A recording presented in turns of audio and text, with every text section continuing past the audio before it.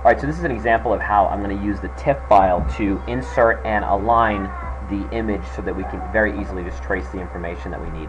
So this is an example of drawing where we're at right now. I like to make my tabs layouts black. It really helps a lot. I also use the model spaces black as well, and there's a reason for this, and I'll show it to you now. So what I'll do is I'll use the image command, and I will attach image, and then from attaching the image I will go to where the file is. I will send you this file here, so you'll have it, but it's a TIFF file, and what you'll be able to do is drop the TIFF file in and then scale it so that it matches. So I'm just going to drop it off to the side here, let the TIFF file load, and then you'll notice it's just basically the same scan that you have there, only it's black and white. So it's actually using the image, the color that we create from bilayer to create the coloring. So what I'll do is I'll select colors and I'll choose something very close to a very dark black, and there's a reason for that as well. So now what I'll do is I'll use the align command, AL for the align command. I'll select the object, and then all it needs is 2 known points. I'll hit enter, and then I'll use this corner right here and this corner right here. This is just basically saying tell me which corners match, and then the same thing down here. I'll use this corner here, and then I'll use this corner over here, and that's all I need. It'll say give me a third corner, but I don't need it, so I'll just hit continue, and then it asks me if I want to scale based on alignment points. We'll hit yes for Y for yes, and then hit enter. And what this is going to do is basically going to very quickly align this scale on top of our image. So now I'll click the scale image, and I'll right click and hit draw order and send it back, which is going to push that all the way back in the current space. What that does is it makes my line work appear right on top of it. And now I can make some minor adjustments using the move command, just to simply get this a little closer if I want to, but usually just getting it pretty close is good enough. Because now what this is going to do is it's going to show me right here what I have to change. You can see new insert valve box, so you can actually see that they want 8-inch above it, so new 8-inch insert, and then with the valve box down below. And the same thing down here, you can see here with gate box has actually already been done, but you can see where they were requesting it. The same thing over here as well, and the same thing over here as well. So it starts to make it really easy to match some of the things that they're looking for.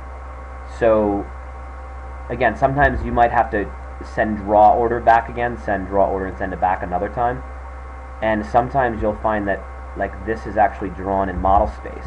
This is one of those instances where change space will help you. So you can actually use the image, hit change space, send it to model space, okay, and then you can use model space, and then what I do is I click the viewport icon here, which expands the viewport to show everything, and then what I'll do is I'll then use draw order again and send it back.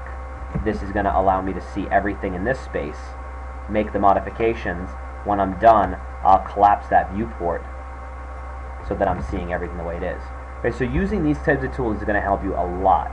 I'm going to do the same thing again here, just to bring my drawing back out to model space. So I'm going to change space here, and then that should hopefully bring the drawing back out to my model space, which apparently it didn't do. So I'm just going to go back and probably try not to do that if I don't have to. So I'm undoing it here, and undo it just back to where I had this, basically this drawing in paper space, because that's really where I want it. Okay. So now what I'll do is I will start on this detail. So we're going to actually make this detail. Now here's where they kind of kill me when they highlight things. So you may be stuck here just kind of drawing these in. And I'll talk to them about that in the future too, is don't be highlighting things. You can see where it gets destroyed in the edit. But at least you can get a lot of this started without having to really scale off the drawing. So what you can do now is just sort of draw right over the tops of these lines and make them look pretty. Okay? And so I'm just going to basically use these lines to draw things up. Okay?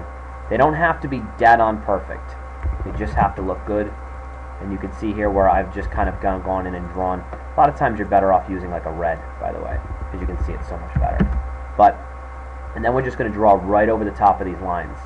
And this is going to allow us to create this drawing so much faster. Okay? So using this to scale, now you're not sitting there scaling off the images trying to make it work. Obviously, where they've highlighted here, they kind of messed us up. They don't usually do this. It's very, very rare, in fact, where they're highlighting. What we may have to do is we may have to go side by side with the scan there that's in color, and kind of, you know, try to match as best we can. But at least the highlights tell us of the extent of where we're going to go. So we can kind of pull it over here, and then make a copy of the line, you know, and center it amongst the, you know, because we've got to figure it's pretty close to that right there. And then the same thing over here. So we can copy the line and bring it over. These do not have to, these almost never have to be dimensionally perfect. They just have to be scaled correctly and look really pretty. So you can see here where I've drawn this line in here, kind of about where this should be, and by looking at this drawing I can continue to match up this line work that's currently underneath the the highlighter that they used. So that's how we basically will go through and draw these things up. Sometimes you have to make minor corrections to these things. You might draw a straight line here, and then just use the align command to select the image file.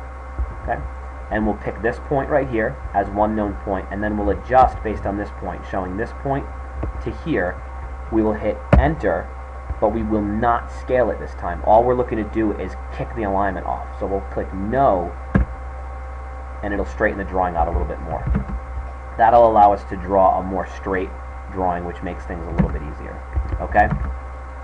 So I will go through and just kind of draw on top of this here and continue to work this. Again, obviously the highlighted area kind of messes you up a little bit, but this will hopefully save you some time. I'll email this TIFF file over to you, and you can use these instructions to get going. All right.